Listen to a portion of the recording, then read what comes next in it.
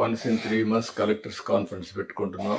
అదే సమయంలో various times once in 20 days or 15 days cabinet meetings పెట్టుకుంటున్నాం.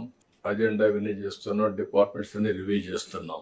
అప్పుడప్పుడు కాంప్రహెన్సివ్ సమీక్షలు కూడా చేసుకుంటూ అందరం కూడా ఎఫెక్టివ్గా ఒక కోహెసివ్గా ముందుకు పోవడానికి ఇలాంటి కార్యక్రమాలు మనకు వస్తాయి. ఇక ఈ brain storming session, I can say it is a brain storming session and reorienting hour cells. ఏం చేయబోతావు క్లారిటీ రావడానికి సమావేశం పెట్టుకున్నాం. 8 నెలలుగా ఎగ్జాక్ట్గా నేను ఎవ్రీ అవర్ క్యాలిక్యులేట్ చేసుకుంటున్నాను.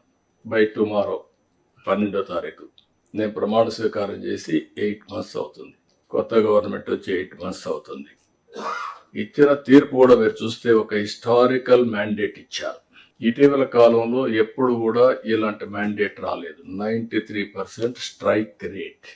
93% స్ట్రైక్ రేట్ వచ్చిందంటే ఇక్కడుండే all of us including secretaries గడిచిన 5 సంవత్సరాల పరిపాలన ప్రజలు యాక్సెప్ట్ చేయలేదు.